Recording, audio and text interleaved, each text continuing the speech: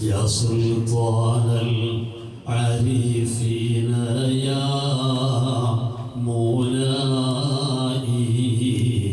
سيدي أحمد الكبير رجائي صلواتي.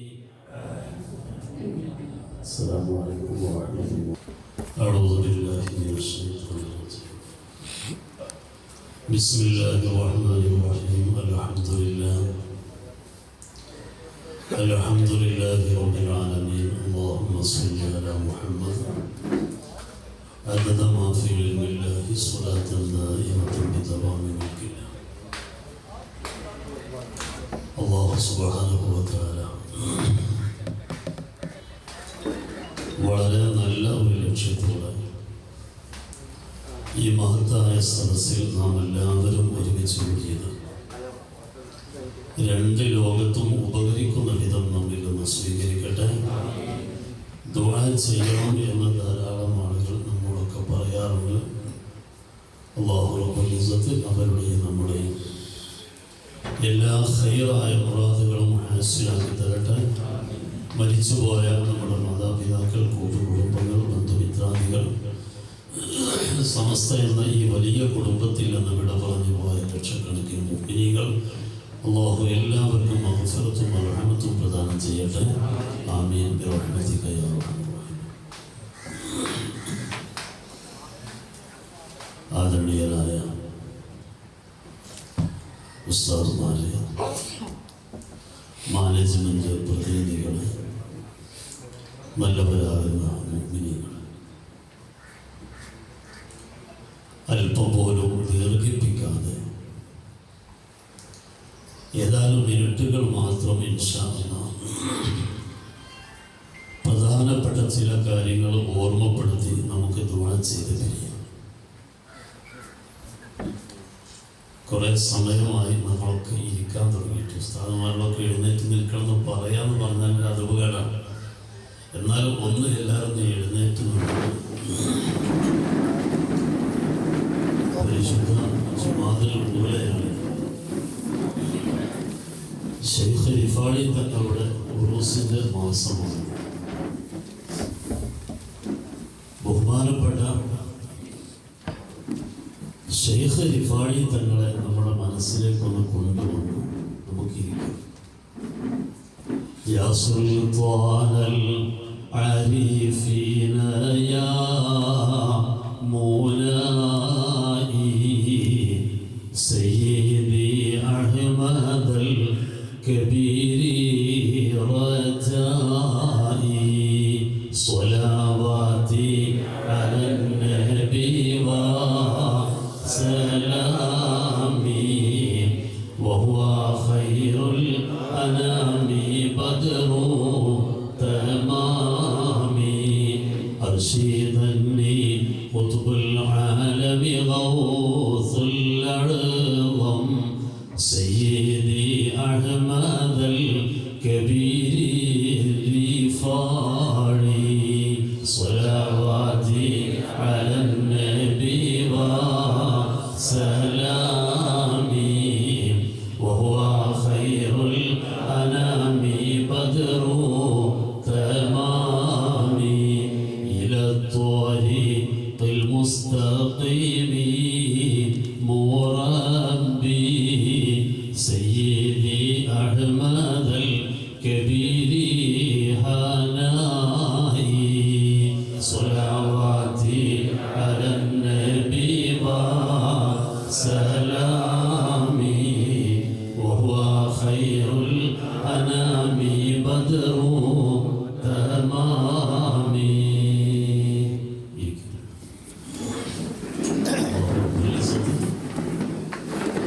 سلطان العارفين أحمد الكبير الرفاعي قدس الله سره العزيز അവിടുത്തെ ബറക്കത്ത് കൊണ്ട് നമ്മുടെ ഈമാൻ സലാമത്തിലാക്കി തരട്ടെ. അനുസ്മരണമാണ് ഈ സദസ്സിൻ്റെ വളരെ പ്രധാനപ്പെട്ട. ഈ സദസ്സിൻ്റേത് മാത്രമല്ല, മുഅ്മിനീങ്ങളുടെ ജീവിതം തന്നെ മഹാന്മാരെ അനുസ്മരിച്ചുകൊണ്ടായിരിക്കണം. മഹാന്മാരെ സ്മരിച്ചു കഴിഞ്ഞാൽ അവർ ചെയ്യുന്ന ഏതൊരു കാര്യങ്ങളും അവരെ ചരിത്രത്തിൽ നിന്ന് വായിച്ചെടുത്ത ഏതൊരു വിഷയവും നമ്മുടെ ജീവിതത്തിലേക്ക് ചേർത്ത് വെക്കുക എന്ന് പറഞ്ഞാൽ അത് സന്തോഷമായിരിക്കും. മഹാനാകുന്ന സയ്യിദുന അബ്ദുല്ലാഹി ഇബ്നു ഉമർ റളിയല്ലാഹു തആല അൻഹു മഹാനവർകൾ മദീനയുടെ ഭാഗത്തേക്ക്, മക്കയിൽ നിന്ന് മദീനയുടെ ഭാഗത്തേക്ക് പോകുന്ന വഴിയിൽ ഒരു വൃക്ഷ ചുവട്ടിൽ ഒരല്പസമയം പോയിട്ട് കിടക്കും. ഇടക്കിടക്ക് നിങ്ങൾ ഇവിടെ വന്ന് കിടക്കുന്നുണ്ടല്ലോ, എന്താണ് എന്ന് അന്വേഷിച്ചപ്പോൾ നബി സല്ലല്ലാഹു അലൈഹി വസല്ലം തങ്ങൾ ഈ വൃക്ഷ ചുവട്ടിൽ കിടന്നിരുന്നു എന്നതാണ് പറയാനുള്ളത്. സ്വഹാബത്തിന്റെ ഏതൊരു അമലെടുത്ത് പരിശോധിച്ചാലും നിങ്ങൾ എന്താ ഇങ്ങനെ ചെയ്യുന്നത് എന്ന് ചോദിച്ചാൽ ഹാക്കദാ റസൂലുള്ളാഹി സ്വല്ലല്ലാഹു അലൈഹി വസല്ലം, ഇങ്ങനെയായിരുന്നു നബി സല്ലല്ലാഹു അലൈഹി വസല്ലം തങ്ങൾ എന്നാണ് അവർക്ക് പറയാനുള്ളത്. എന്നതുപോലെ നമ്മുടെ ജീവിതത്തിൽ എല്ലാ തിന്മകളും അകന്നുപോയി നന്മകൾ ഇങ്ങനെ കയറി വരണം എന്നുണ്ടെങ്കിൽ ഒരു റേഞ്ചിന്റെ യോഗത്തിൽ വെച്ച് മാത്രമല്ല, എല്ലാ സമയത്തും മഹാന്മാരെ സ്മരിക്കാൻ നമുക്ക് കഴിയും. ഈ അടുത്ത കാലത്ത് നമ്മോട് വിട പറഞ്ഞു പോയ മഹാനാകുന്ന വലിയുല്ലാഹി അത്തിപ്പറ്റ ഉസ്താദ് ഖദ്ദസല്ലാഹു സിറഹുൽ അസീസ് നമ്മളൊക്കെ കണ്ട മഹാൻ, കുറെ കാലത്ത് മുമ്പ് ജീവിച്ചു പോയ ഒരാളെ ചരിത്രം വായിക്കുന്നതല്ല, ഈ അടുത്ത് നാം തന്നെ കണ്ട ചരിത്രമാണ്. നിങ്ങൾക്കൊക്കെ വ്യക്തിപരമായ ഒരുപാട് അനുഭവങ്ങൾ അവരുമായിട്ടുണ്ടാകും. നമ്മുടെ നാട്ടിൽ വന്നപ്പോൾ നാം ഒരിക്കൽ ഇന്നാല സ്ഥലത്ത് വെച്ച് കണ്ടുമുട്ടിയപ്പോൾ എന്ന് പറഞ്ഞ് ഉസ്താദിനെ നമുക്ക് സ്മരിക്കാനുണ്ടാവും. ആ സ്മരണകൾ മുഴുവനും നമ്മുടെ ജീവിതത്തെ നന്മയിലേക്ക് അടുപ്പിക്കുന്നതായിരിക്കും. നമ്മൾ ഒന്നും നിസ്സാരമായി കാണരുത്.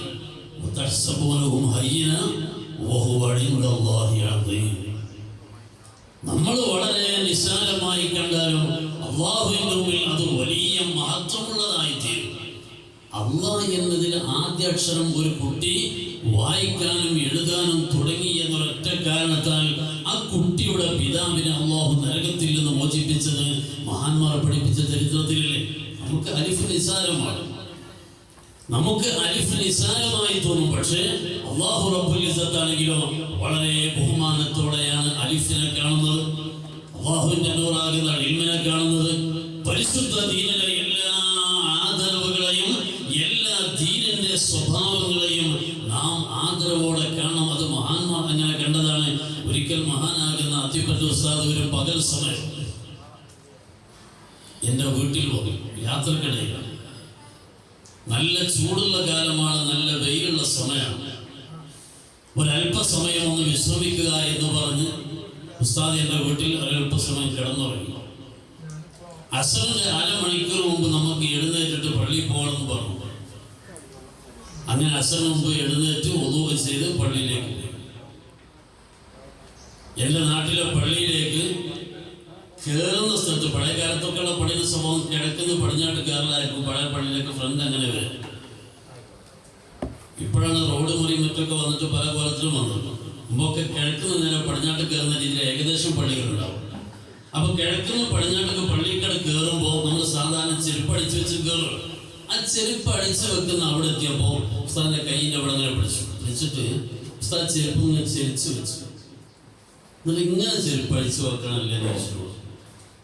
ഉസ്താദിന്റെ ഒരു വിനയത്തിന്റെ ഒരു പ്രത്യേക ശൈലിയാണ്. എടാ ചെരുപ്പ് ഇങ്ങനെ വെക്കണം എന്ന് പറയേണ്ടതാണത്, പക്ഷേ ഉസ്താദ് വിനയത്തിൽ ഇങ്ങനെ വെക്കണമല്ലേ എന്നാ ചോദിച്ചത്. അപ്പൊ നമ്മൾ സാധാരണ ചെരുപ്പടിച്ചെടുക്കുന്ന രീതിയിലാകുമ്പോൾ നേരെ കിബിലക്ക് നേരെ വെക്കണം. ഉസ്താദ് അല്പം തെറ്റിയിട്ട് തെക്ക് വടക്കാക്കിട്ട് ചെരിച്ചു വെച്ചു. ഒരു 5-8 വർഷം മുമ്പാണ്. ഞാൻ അതിനുശേഷം ഇന്ന് വരെ പള്ളി കയറുകയാണെങ്കിലും പുരയിൽ കയറുകയാണെങ്കിലും കിബിലക്ക് നേരെ പിന്നെ ചെരുപ്പടിച്ച് വെച്ചിട്ടില്ല. ഞാൻ പറയുന്നത് ഒരു മഹാനിൽ നിന്ന് ഒരു ജീവിതത്തെ ഒരു നിമിഷ നേരം നമുക്ക് കാണാൻ കഴിയുമ്പോഴേക്ക് ജീവിതകാലം മുഴുവൻ നമുക്ക് ആ പരിശുദ്ധമായ നന്മയെ സ്വീകരിക്കാനുള്ള കരുത്താണ് കിട്ടുക. അപ്പൊ റേഞ്ച് ചെമ്പടിയെത്തുമ്പോൾ അല്ലെങ്കിൽ ഒരു അനുസ്മരണ സദസ്സ് എന്ന പേരിൽ ഒരുക്കുമ്പോൾ നമുക്ക് ഖുതുബുൽ അഖ്താബ് തങ്ങൾ, ശൈഖ് റിഫായി തങ്ങൾ, അജ്മീർ ഖാജ തങ്ങൾ, ശംസുൽ ഉലമാ റഹിമഹുല്ലാഹ്, കണിയത്ത് ഉസ്താദ് റഹിമഹുല്ലാഹ്, അത്തിബത്ത് ഉസ്താദ് റഹിമഹുല്ലാഹ്, എല്ലാ സ്വാലിഹീങ്ങളെയും ആകുന്നത്ര സ്മരിക്കാൻ അവസരം ഉണ്ടാക്കണമെന്ന് ഒറ്റ വാക്കിൽ പറയുക എന്നല്ലാതെ വിശദീകരിക്കാൻ ഈ സദസ്സിൽ കഴിയില്ല. ഞാൻ എൻ്റെ പ്രിയപ്പെട്ട നല്ലവരാകുന്ന മുഅ്മിനീങ്ങളോട് ഒരു കാര്യം പ്രത്യേകം ഓർമ്മപ്പെടുത്തുന്നു. ഇവിടെ ഉള്ളത് ഉലമാക്കളാണ്, ഉമറാക്കളാണ്. ഉലമാവും ഉമറാവും നന്നായി കഴിഞ്ഞാൽ പിന്നെ സമൂഹം രക്ഷപ്പെട്ടു എന്ന് പറയുന്നത് ആദരവായ റസൂലുള്ളാഹി സ്വല്ലല്ലാഹു അലൈഹി വസല്ലം തങ്ങളാണ്. ഒരു മഹല്ലത്തിലെ അല്ലാഹുവിന്റെ ദീനിന്റെ പരിശുദ്ധമായ വെളിച്ചമാണ്, വെളിച്ചത്തിന്റെ കേന്ദ്രമാണല്ലോ മദ്രസ. ആ മദ്രസയിൽ എന്തു നടക്കണം എന്ന് തീരുമാനിക്കേണ്ട മാനേജ്മെന്റും ബഹുമാനരാകുന്ന ഉസ്താദുമാരുമാണ് ഇവിടെ ഉള്ളത്.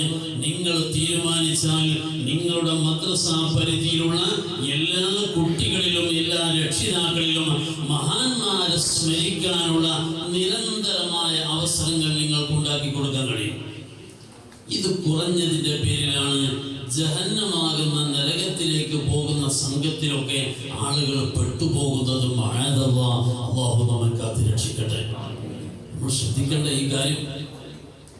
നമ്മൾ എന്തെല്ലാം കാര്യങ്ങളാണ് ചർച്ച ചെയ്യാറുള്ളത്, പക്ഷെ തീരെ ആലോചിക്കാത്ത ഒന്നാണ് മരിച്ചു കഴിഞ്ഞാൽ ജഹന്നമാകുന്ന നരകത്തിൽ കിടക്കേണ്ടി വരുമല്ലോ, അതിൽ നിന്നൊന്ന് രക്ഷ കിട്ടണം, മറ്റുള്ളവർക്ക് രക്ഷ വാങ്ങിക്കൊടുക്കണം. ആ ഒരു ചിന്ത ഇന്ന് ജനങ്ങളെ കൽബിൽ നിന്ന് അന്യമാകാനുള്ള പ്രധാന കാരണം മഹാന്മാരെ കുറിച്ചുള്ള സ്മരണകൾ കുറഞ്ഞു പോയതുകൊണ്ട്. വേണമെങ്കിൽ ഖുർആൻ നന്നായി വായിക്കാനും ഖുർആനിന്റെ അർത്ഥം മനസ്സിലാക്കാൻ പരിഭാഷകൾ സൂക്ഷിക്കുവാനും അങ്ങനെ ഞാൻ വലിയ വിവരസ്ഥനാണ് എന്ന് അഹങ്കരിക്കാനും ഒക്കെ ധാരാളം ആളുകൾ തയ്യാറാവും. നമ്മുടെ വല്യപ്പാരൊന്നും അങ്ങനല്ല, നമ്മുടെ പൂർവികരൊന്നും അങ്ങനെയല്ല. നമ്മൾ വലിയ ആലിമീകളാണ്, വലിയ വിവരമുള്ളവരാണ് എന്ന് പറയുന്നതും നമുക്കൊരു വിവരമില്ല. നമ്മളിങ്ങനെ ചെയ്യാൻ കാരണം മൂലപ്പാപ്പ് എങ്ങനെയാണ് ചെയ്തത്, മൂലപ്പാപ്പ പെരക്ക് കുറ്റിയടിച്ചപ്പോൾ എങ്ങനെയായിരുന്നു, ഇങ്ങനെയാണ് കട്ടില വെച്ചിരുന്നത്, 26 ഇങ്ങനെയായിരുന്നു, ബറാഅത്ത് ദിനത്തിൽ ഇങ്ങനെയായിരുന്നു, അത് മൂലപ്പാപ്പ എങ്ങനെയാണ് കാട്ടിത്തന്നത്, അതിനപ്പുറത്തേക്ക് ചിന്തിക്കൂല. ആ ഒരു ആദരവുള്ള അവസ്ഥയിൽ നിന്ന് മാറിയിട്ട് എല്ലാറ്റിനും തെളിവുകൾ അന്വേഷിച്ച് നടന്ന് എന്നാലോ നമ്മുടെ ലക്ഷ്യത്തിലേക്ക് എത്താൻ ആ തെളിവുകളൊന്നും സാധിക്കുകയും ചെയ്യുന്നില്ല. നബി സല്ലല്ലാഹു അലൈഹി വസല്ലമ തങ്ങൾ 23 കൊല്ലത്തെ ജീവിതത്തിനിടക്ക് പറയേണ്ടത് മുഴുവനും പറഞ്ഞു, ഏതെങ്കിലും ഒന്ന് വിട്ടുപോയിട്ടില്ല. അപ്പൊ ഞാൻ വേണമെങ്കിൽ ഇന്ന് ഇവിടെ സംസാരിച്ച് പോയി കഴിഞ്ഞാൽ മെഹമാനിസ്ഥാൻ എന്നെ വിളിച്ചിട്ട് നിങ്ങളാ പറഞ്ഞത് മുഴുവൻ പറഞ്ഞില്ലല്ലോ, നിങ്ങൾ അതെന്തേ പറയാതെ പോയെന്ന് ചോദിക്കാം. അത് ഞാൻ മറന്നു പോയതാട്ടോ എന്ന് എനിക്ക് തിരിച്ചു പറയാം. പക്ഷെ നബി സല്ലല്ലാഹു അലൈഹി വസല്ലം തങ്ങൾ 23 കൊല്ലത്തിനിടയിൽ ഒന്നും മറന്നു പോയിട്ടില്ല. മറന്നു പോയിട്ടില്ല എന്ന് നമ്മെ ബോധ്യപ്പെടുത്താനാണ് നബി സല്ലല്ലാഹു അലൈഹി വസല്ലം തങ്ങൾ വഫാത്താകുന്നതിന്റെ 81 ദിവസം മുമ്പ് സയ്യിദുനാ ജിബ്രീൽ അലൈഹിസ്സലാം ഇറങ്ങി വന്ന് ആയത്തങ്ങൾ കയ്യിലേക്ക് കൊടുക്കുന്നത്, അൽ യൗമ അക്മൽതു ലക്കും ദീനക്കും, ഇന്നത്തെ ദിവസത്തോടെ നിങ്ങൾ പറയേണ്ടത് മുഴുവനും പറഞ്ഞു കഴിഞ്ഞിരിക്കുന്നു, സമ്പൂർണമായി കഴിഞ്ഞിരിക്കുന്നു എന്ന് ലോകത്തെ കൊണ്ട് സമ്മതിപ്പിക്കുകയായിരുന്നു. ആ പരിശുദ്ധമായ ദീനിൽ നബി സല്ലല്ലാഹു അലൈഹി വസല്ലം തങ്ങളിൽ നിന്ന് സ്വഹാബത്തുൽ കിറാം ഒരിക്കൽ കേൾക്കുന്നത്, ജൂതന്മാരാകുന്ന ആളുകൾ 71 വിഭാഗങ്ങളാണ്. എത്ര? 71 വിഭാഗം. ഈ 71 വിഭാഗവും നരകത്തിലേക്ക് പോകാനുള്ളവരാണ്. കുല്ലുഹും ഫിന്നാർ, ഒക്കെ നരകത്തിലേക്ക് പോകാനുള്ളവർ. നസ്വാറാക്കളാകുന്ന ആളുകൾ 72 വിഭാഗമുണ്ട്, അവർ മുഴുവനും നരകത്തിൽ പോകാനുള്ളതാണ്. മുസ്ലിമീങ്ങൾ എന്ന് പറയുന്നവർ 73 വിഭാഗമുണ്ടാകും. അതിൽ ഒരു വിഭാഗം മാത്രമാണ് സ്വർഗത്തിലേക്ക്, ബാക്കി 72 നരകത്തിലേക്കാണ്. നിങ്ങൾ നോക്ക്, 71 വിഭാഗം നരകത്തിലേക്ക്, പിന്നെ 72 വിഭാഗം പിന്നെയും നരകത്തിലേക്ക്, പിന്നെയും 72 വിഭാഗം നരകത്തിലേക്ക്, ഒരു വിഭാഗം സ്വർഗത്തിലേക്കുള്ളൂ. ഇതങ്ങ് കേട്ടപ്പോൾ മഹാന്മാരാകുന്ന സ്വഹാബത്ത് അല്ലാഹുവിന്റെ പരിശുദ്ധ ഹബീബിനോട് ചോദിച്ചത്, സ്വർഗത്തിൽ പോകുന്ന ആ വിഭാഗം ആരാണ് എന്ന് പറഞ്ഞു തരണോ? എന്താ അതിന്റെ അർത്ഥം? നരകക്കാരെ പറ്റി കേൾക്കാൻ ആർക്കും ഇഷ്ടമല്ല. നല്ലവരല്ലാത്തവരെ കുറിച്ച് കേൾക്കാനേ താല്പര്യമില്ല. പറയേണ്ടതും കേൾക്കേണ്ടതും നല്ലവരെ കുറിച്ചായിരിക്കണം. അതുകൊണ്ടല്ലേ സ്വഹാബത്ത് നബി തങ്ങളോട് മൻഹും യാ റസൂലല്ലാഹ്, സ്വർഗത്തിൽ പോകുന്ന ആ ഒരു വിഭാഗം ആരാണെന്ന് ഞങ്ങൾക്ക് പറഞ്ഞു തരണം. നബി സല്ലല്ലാഹു അലൈഹി വസല്ലം തങ്ങൾ പറഞ്ഞു കൊടുക്കുന്നു നല്ലവരെ കുറിച്ച്. നല്ലവരാരാണ്? നല്ലവരെ കുറിച്ച് പറയുന്നതും പുണ്യമാണ്, നല്ലവരെ കുറിച്ച് കേൾക്കുന്നതും പുണ്യമാണ് എന്ന് നബി സല്ലല്ലാഹു അലൈഹി വസല്ലം തങ്ങൾ സ്വഹാബത്തും ഒന്നിച്ചുള്ള ആ ഒരു സംഭവം മനസ്സിലാക്കുമ്പോൾ അവിടെ തന്നെ ഒരു കാര്യം പറയുന്നുണ്ട്. ആരാണ് നല്ലവർ? ആരാണ് സ്വർഗത്തിൽ പോകുന്നവർ? മാ അന അലൈഹി വസഹബി, ഞാനും എൻ്റെ സ്വഹാബത്തും അവരുടെ ജീവിത രീതിയാണ് ഈ കേൾക്കുന്നത്. അവർക്ക് എപ്പോഴും ഇഷ്ടമാണ് നല്ലവരെ പറ്റി പറയാൻ. സ്വഹീഹ് മുസ്ലിമിൽ, സ്വഹീഹ് ബുഖാരിയിൽ ധാരാളം ഹദീസുകൾ കാണാം. മഹാന്മാരെ പുകഴ്ത്തിയുള്ള ഹദീസുകൾ. ഉമർ ബിൻ ഖത്താബ് റളിയല്ലാഹു അൻഹു പുകഴ്ത്തിയ ഹദീസുകൾ കാണാം. ഉസ്മാൻ റളിയല്ലാഹു അൻഹു പുകഴ്ത്തിയ ഹദീസുകൾ കാണാം. ബിലാൽ റളിയല്ലാഹു അൻഹു പുകഴ്ത്തിയ ഹദീസുകൾ കാണാം. ഫാത്തിമ ബീവി റളിയല്ലാഹു അൻഹയെ പുകഴ്ത്തിയ ഹദീസുകൾ കാണാം. ഹസൻ റളിയല്ലാഹു അൻഹു പുകഴ്ത്തിയ ഹദീസുകൾ കാണാം. അല്ലാഹു ഇഷ്ടപ്പെട്ട മഹാന്മാരെ പറയുക എന്നുള്ളത് അത് നബി തങ്ങൾക്ക്, സ്വഹാബത്തിന്, താബിഈങ്ങൾക്ക്, അഇമ്മത്തിന്, മദ്ഹബിന്റെ പണ്ഡിതന്മാർക്ക്, മശായിഖുമാർക്ക്, ആരിഫീങ്ങൾക്ക്, ആശിഖീങ്ങൾക്ക്, സ്വാലിഹീങ്ങൾക്ക് എല്ലാവർക്കും ഇഷ്ടം അല്ലാഹു ഇഷ്ടപ്പെട്ടവരെ പറ്റി പറയാം. നമുക്ക് 30 ദിവസം കിട്ടി കഴിഞ്ഞ ഈ റബീഉൽ ആഖിർ. പക്ഷേ 156 വരി മുഹയ്യിദ്ദീൻമാല മുഴുവനും നമ്മൾ ചൊല്ലി തീർത്തോ എന്ന് ചോദിച്ചാൽ ഒഴിവില്ലാഞ്ഞിട്ടല്ല.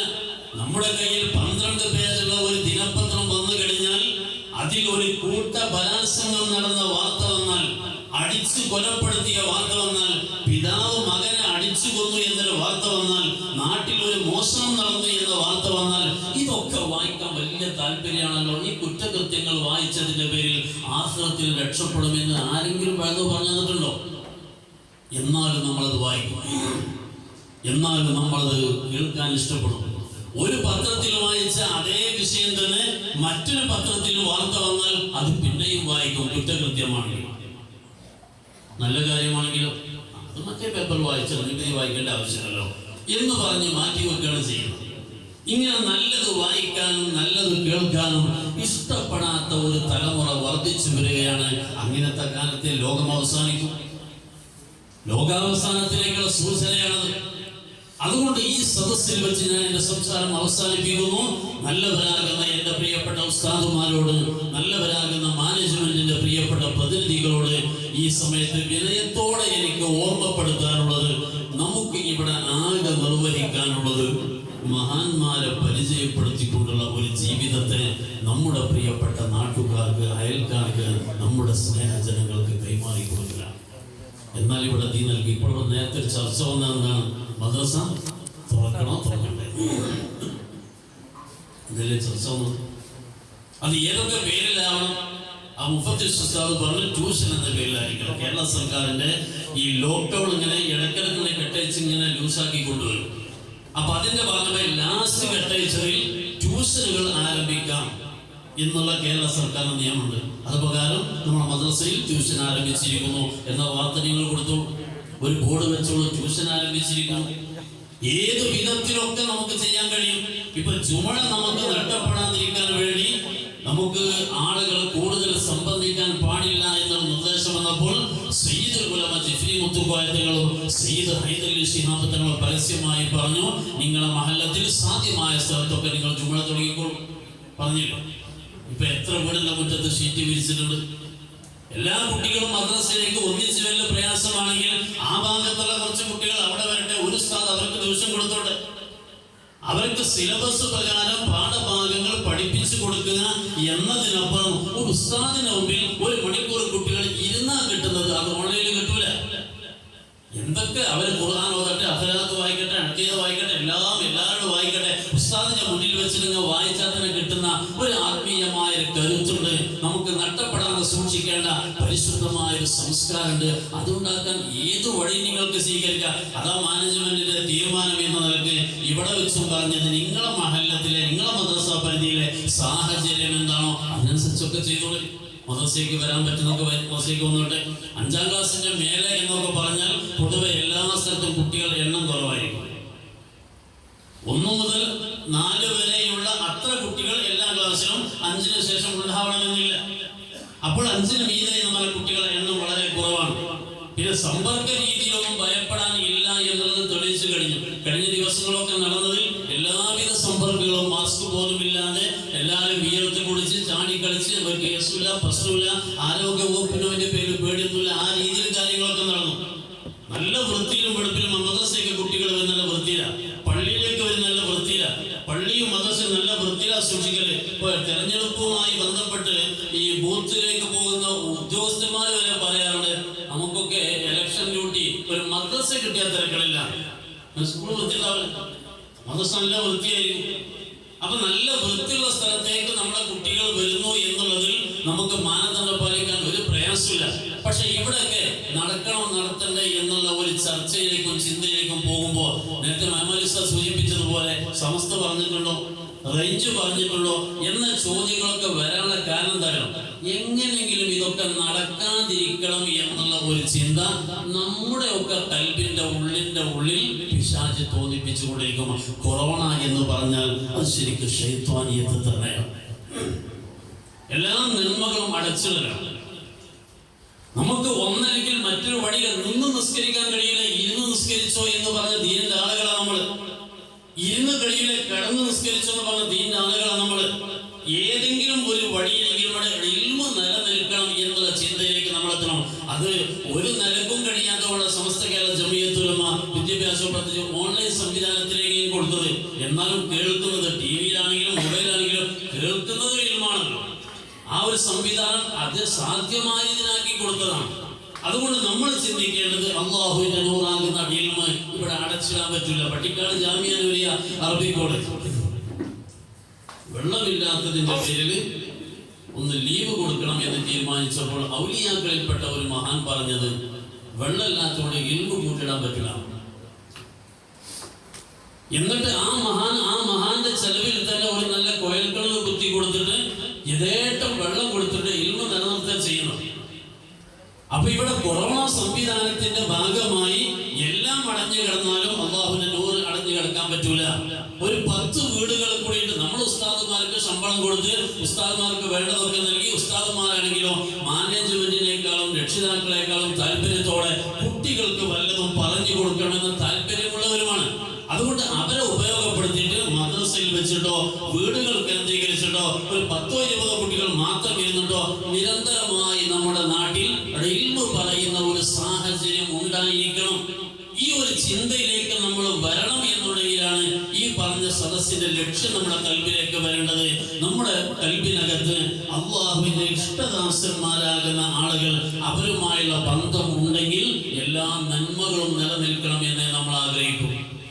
നമ്മുടെ കൽബിൽ അതേ സമയത്ത് വിനോദമാണ്, ബിസിനസ്സാണ്, ഭൗതിക ലോകത്തുള്ള സംവിധാനങ്ങളാണ് നമ്മുടെ കൽബിനകത്തുള്ളതെങ്കിൽ ഏതു നന്മ നടത്താണെങ്കിലും അവിടെ എന്തെങ്കിലും പഴുത് നോക്കിയിട്ട് അത് പ്രശ്നമാവില്ല, ഇത് പ്രശ്നമാവില്ല എന്നിങ്ങനെ പറഞ്ഞ് എല്ലാം വേണ്ട എന്ന് നോക്കും. നമുക്ക് ആവശ്യമാണെങ്കിലും അതൊന്നും സാരമില്ല.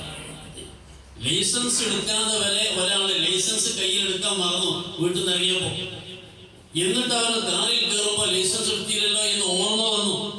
ഈ സമയത്ത് അവൻ ചെയ്യേണ്ടത് എന്താണ്? അവൻ ചെയ്യേണ്ടത് വേഗം പോയി ലൈസൻസ് എടുത്ത് കൊണ്ടുവരണം വേണ്ടത്. പക്ഷെ അവന്റെ ഭൗതികമായ ഒരു ആവശ്യത്തിന് വേണ്ടിയുള്ള യാത്രയാകും. പറഞ്ഞാൽ മനസ്സിലാവുമല്ലോ, ചോദിക്കണമെങ്കിൽ എന്ന് പറഞ്ഞ് നമുക്ക് പോകാനുള്ള വഴികളാണ് നമ്മൾ ഉണ്ടാക്കുക. എന്നൊരു നല്ല കാര്യത്തിലേക്കാണ് ആ യാത്രയെങ്കിലും. ഞാൻ പുറപ്പെട്ടിരുന്നു, പക്ഷെ വൈക്കലെത്തിയപ്പോൾ ലൈസൻസ് എടുക്കാൻ തോന്നായത്, അപ്പൊ മടങ്ങിപ്പോയതാണ്. ഇത് പല ഉതിര് കിട്ടാൻ കാത്തിട്ടാണ്. മഴ പെയ്തു കഴിഞ്ഞാൽ പിന്നെ ജമാഅത്തിന് വരേണ്ടതില്ല എന്നുള്ള ഒരു ഉതിര് എവിടെയെങ്കിലും വായിച്ച് മനസ്സിലാക്കിയിട്ടുണ്ടെങ്കിൽ പിന്നെ ആ കാര്യം പറഞ്ഞുകൊണ്ട് പള്ളി പോകാതിരിക്കാനുള്ള പഴുത്തുണ്ടാക്കാണ് ചെയ്യുക. ഇതാണ് നമ്മുടെയൊക്കെ ജീവിതത്തിന്റെ ഇപ്പോഴത്തെ ഒരു ക്രമമെങ്കിൽ ആ ക്രമം അക്രമമാണ് എന്ന് മനസ്സിലാക്കണം. അല്ലാഹുവിന്റെ പരിശുദ്ധ ഹബീബ് സയ്യിദുനാ മുഹമ്മദ് റസൂലുള്ളാഹി സ്വല്ലല്ലാഹു അലൈഹി വസല്ലം അലൈക്കും ബിസുന്നതി വസുന്നതിൽ ഖുലഫാഇർ റാഷിദീനൽ മഹ്ദിയീൻ, എന്റെ ചര്യയെ നിങ്ങൾ മുറുകെ പിടിക്കണം, ഖുലഫാഉർ റാഷിദീന്റെ ചര്യയെ നിങ്ങൾ മുറുകെ പിടിക്കണം എന്ന് പറഞ്ഞു നിർത്താതെ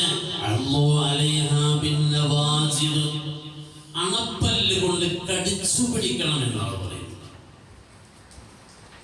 അതുകൊണ്ട് അല്ലാഹുവിന്റെ പരിശുദ്ധ ഹബീബിൽ നിന്ന് ദീന് പഠിച്ച സ്വഹാബത്ത്, അവരിൽ പ്രധാനികളാകുന്ന ഖുലഫാഉർ റാഷിദുകൾ, അവർ സുന്നത്ത് ജമാഅത്താകുന്ന ഈ ദീനിനെ എങ്ങനെ മുറുകെ പിടിച്ചോ അങ്ങനെ മുറുകെ പിടിക്കണം.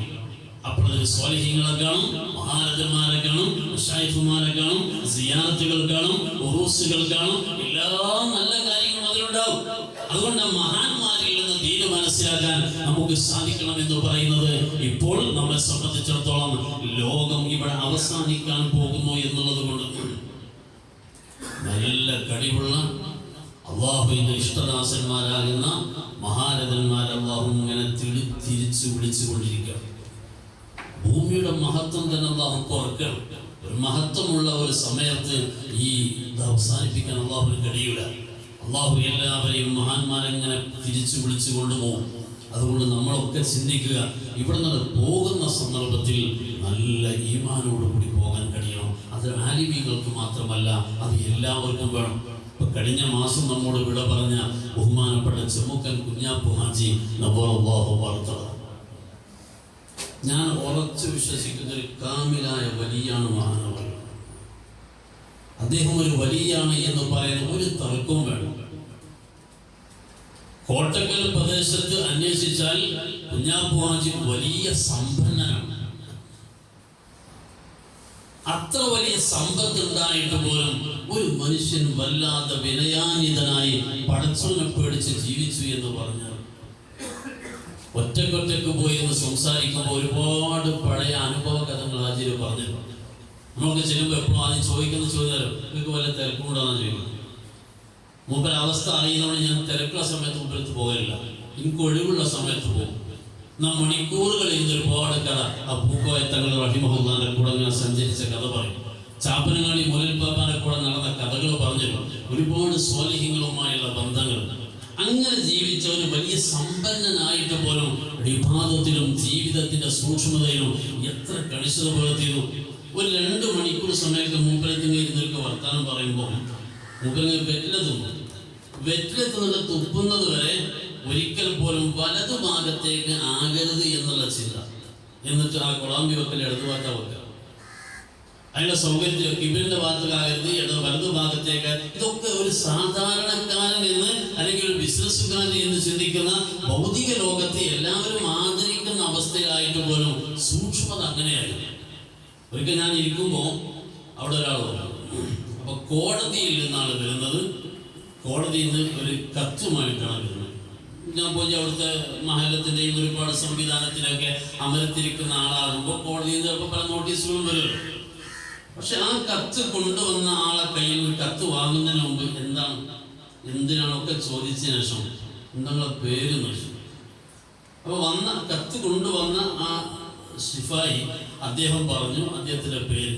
ആ പേര് അല്ല, മുസ്ലിം പേരാണ്. മുസ്ലിം പേരാണെന്ന് കണ്ടപ്പോൾ ആദ്യം ഞാൻ പോയി ഇരിക്കാൻ പറഞ്ഞു. അയാൾക്ക് കുടിക്കാൻ ചായയൊക്കെ കൊണ്ടുവരാൻ പറഞ്ഞു. ചായ കൊണ്ടുവരുന്നതിന് മുമ്പായിട്ട് പറയണം, ഉള്ള തുണി നിരയാണ്ട് താഴത്ത് കൽപ്പിറങ്ങിയിട്ടുണ്ട്. നമ്മളൊക്കെ മുങ്ങിനികളല്ലേ. ആ തുണി ഒന്ന് കേട്ടെടുത്താൽ അള്ളാഹ് നമ്മൾ കുറ്റക്കാരാവില്ലല്ലോ. ആരാണ് പറയുന്നത്? ഒരു കോടതിയിൽ നിന്ന് കത്തുമായി വരുന്ന ആള് അദ്ദേഹം കത്ത് കൊടുത്ത് തിരിച്ചു പോയാൽ മതി. അതിന് പകരം ഇദ്ദേഹത്തിന്റെ സൽക്കാരമൊക്കെ സ്വീകരിച്ച് ചായ കുടിച്ച് പോകുമ്പോഴേക്ക് അദ്ദേഹത്തിന്റെ കൽബിൽ ഇങ്ങനെ സന്ദേശം ഇട്ട് കൊടുത്തിട്ടാ വിടുന്നത്. എന്ത് ഈ ഒരു മനുഷ്യനെ ഇങ്ങനെ ആയി എന്നുള്ളത് ഞാൻ കുറെ അന്വേഷിച്ചു. കൃത്യമായി നമുക്കതിന് മറുപടി ഉണ്ട്. മഹാനാകുന്ന ശൈഖുനാ ചാപ്പനങ്ങാടി ഉസ്താദ് ഖദ്ദസുല്ലാഹു സിറഹുൽ അസീസ് അവരോടൊപ്പമുള്ള ഒരു സഹവാസം. അവിടുത്തെ ബറക്കത്ത് തന്നെയാണ്, അവിടുത്തെ തർബീയത്ത് തന്നെയാണ്. ചാപ്പനങ്ങാടി ഉസ്താദിന്റെ ഒരു തലപ്പാവ് ബഹുമാനപ്പെട്ട കുഞ്ഞാപ്പോജി കൊടുത്തിരുന്നു. വളരെ ആദരവോടെ ആ തലപ്പാവ് കുഞ്ഞാപ്പോജി ജുമഅക്ക് പോകുമ്പോൾ മാത്രം ഉപയോഗിക്കും. അത്ര സൂക്ഷിച്ചു. കാലപ്പഴക്കം കൊണ്ട് അത് കീറി ജനങ്ങളൊക്കെ എന്താണ് കീറിയ കൊണ്ട് തലകെട്ടുന്നത് എന്ന് ചോദിക്കുന്ന അവസ്ഥയിലെത്തിയിട്ടുള്ളത് ഒഴിവാക്കില്ല. ഇനി കെട്ടാൻ പറ്റില്ല, പിഞ്ഞി പോകുമോ എന്ന അവസ്ഥയിലെത്തിയപ്പോൾ ഈ മനുഷ്യൻ ചെയ്താൽ തരും. വലിച്ചെറിയാൻ ധൈര്യം മതിയില്ല, പുറത്തു കിടാൻ ധൈര്യം മതിയില്ല. ആ പിഞ്ഞി പോകുന്ന ആ തുണിക്കഷ്ണം തലയിൽ കെട്ടുന്ന ആ ഓയിൽ കൊണ്ട് വെള്ളത്തിലിട്ടിട്ട് ആ മുണ്ട് കഴിയുന്നത് വരെ അതിന് വെള്ളമൊഴിച്ച് അത് ഫുള്ള് കുടിക്കുക എന്ന് വെച്ചു. മൂലൊരു ബാപ്പാന്റെ ബർക്കത്തുള്ള ഈ തലപ്പാവ് വലിച്ചെറിയാൻ പറ്റില്ല. ഇവിടെ വാഹനങ്ങളും കാര്യമായി ഇല്ലാത്ത കാലഘട്ടത്തിൽ പൂക്കോയത്തങ്ങളും ശംസുലമായിത്തങ്ങളും കണ്ണിയത്ത് ഉസ്താദും ഒക്കെ കുഞ്ഞാപ്പുവച്ചിന്റെ പഴയ കാറിലാണ് സഞ്ചരിച്ചത്. അങ്ങനെ വലിയ നല്ല നല്ല പുതിയ വാഹനങ്ങളൊക്കെ ഇറങ്ങാൻ തുടങ്ങിയപ്പോൾ വാങ്ങാൻ പൈസയും സംവിധാനമൊക്കെ ഉള്ള കുഞ്ഞാപ്പുജി പുതിയ വാഹനം വാങ്ങിയപ്പോൾ പഴയ വാഹനം ഒഴിവാക്കാത്തതിന്റെ കാരനോട് പറഞ്ഞത് പൂക്കോയത്തങ്ങളൊക്കെ ഇരുന്ന കാർ ഞാനങ്ങനെ വെക്കുക. അപ്പൊ മഹാന്മാരുടെ ഒരു സഹവാസത്തിലൂടെ കിട്ടുന്ന ഈമാൻ, ആ ഈമാൻ ഒരിക്കലും ഒരു പരിശീലന ക്ലാസ്സിൽ നിന്ന് കിട്ടൂല, അത് ഓൺലൈൻ ക്ലാസ്സിൽ നിന്ന് കിട്ടൂല. സമസ്ത കേരള ജംഇയ്യത്തുൽ ഉലമ അതുകൊണ്ടാണ് ഈ 12 ലക്ഷത്തോളം കുട്ടികൾക്ക് ദീൻ പഠിക്കാനുള്ള അവസരം ഒരുക്കിയപ്പോൾ അവരെല്ലാവരും ക്ലാസ്സിലേക്ക് വന്നിരുന്നു കഴിഞ്ഞാൽ ആദ്യമായി മഹാന്മാരെ ഹദ്റത്തിലേക്ക് ഒരു ഫാത്തിഹ പാരായണം ചെയ്യും. അവർക്ക് ഒരു ഫാത്തിഹ എപ്പോഴും ഓതുമെങ്കിൽ അവരെ ദുആയും ബറകത്തുമെത്തുമേ. മഹാന്മാരെ ഹദ്റത്തിലേക്ക് ഫാത്തിഹ ഓതിയാൽ അവരെ ബറകത്ത് ലഭിക്കും. ആ വിധത്തിലുള്ള ഒരു ശീലമാണ് നമ്മുടെ കുട്ടികൾക്ക് ഇനി കൂടുതൽ ഉണ്ടാക്കേണ്ടത്. എല്ലാ നന്മയിൽ നിന്നും കുട്ടികളുടെ മനസ്സും രക്ഷിതാക്കളുടെ മനസ്സും മാനേജ്മെന്റ് ഉസ്താദുമാർ എല്ലാവരുടെ മനസ്സും അകന്നകന്നു പോകുന്ന ഈ കൊറോണ സാഹചര്യത്തിൽ കഠിന പരിശ്രമത്തിലൂടെ ഈ നന്മയെ സ്ഥാപിക്കാൻ നമുക്ക് കഴിയണം. അല്ലാഹു റബ്ബുൽ ഇസ്സത്ത് തൗഫീഖ് തരട്ടെ. മഹാന്മാരാകുന്ന ഒട്ടനേകം വലിയ വലിയ പണ്ഡിതന്മാരെയും സ്വാലിഹീങ്ങളെയും നമുക്ക് സ്മരിക്കാനുണ്ട്. ബഹുമാനപ്പെട്ട അത്തിപ്പറ്റ ഉസ്താദ്, ബഹുമാനപ്പെട്ട തൊട്ടുഞ്ചി ഉസ്താദ്, ബഹുമാനപ്പെട്ട പറപ്പൂർ വാപ്പുട്ടി ഉസ്താദ്, അങ്ങനെയുള്ള ആലിമികൾ ഈ അടുത്ത കാലത്ത് ഇവിടെ പറഞ്ഞു പോയവരാണ്. ബഹുമാനപ്പെട്ട മരക്കാൻ ഉസ്താദിനെ പോലെയുള്ള കളാബ് ഉസ്താദിനെ പോലെയുള്ള നമ്മുടെ കൂടെ എപ്പോഴും ഉണ്ടായിരുന്ന പലരും ഈ അടുത്ത ദിനങ്ങളിൽ ഇവിടെ പറഞ്ഞു പോയിട്ടുണ്ട്. അല്ലാഹു എല്ലാവർക്കും മഗ്ഫിറത്ത് പ്രദാനം ചെയ്യട്ടെ. ഉന്നതമായ ദർജ അല്ലാഹു അവർക്കും നമുക്കൊക്കെ ആഖിറത്തിൽ പ്രദാനം ചെയ്യട്ടെ എന്ന് ദുആ ചെയ്ത് വൈകിയ വേളയിൽ ഞാൻ സംസാരം ചുരുക്കുന്നു. ധാരാളം ആളുകൾ ദുആ ചെയ്യാൻ പറഞ്ഞിട്ടുണ്ട്. നാം കടപ്പെട്ടവരുണ്ട്. ഈ 10,000-ലേറെ വരുന്ന മദ്രസകളൊക്കെ സ്ഥാപിച്ചവർ, ഓരോ നാട്ടിലും വേണ്ടതൊക്കെ ചെയ്തു കൊടുത്ത സഹോദരന്മാർ, സഹോദരിമാർ, ഉമ്മമാർ, ഉപ്പമാർ ഒക്കെ മരണപ്പെട്ടു പോയവരാ. അവർക്കൊക്കെ വേണ്ടി നമുക്ക് ദുആ ചെയ്യണം. ഇൻഷാ അല്ലാഹ് ഒരു ഫാത്തിഹ ഓതി എല്ലാവർക്കും വേണ്ടി ദുആ ചെയ്തിട്ട് നമുക്ക് പിരിയാം.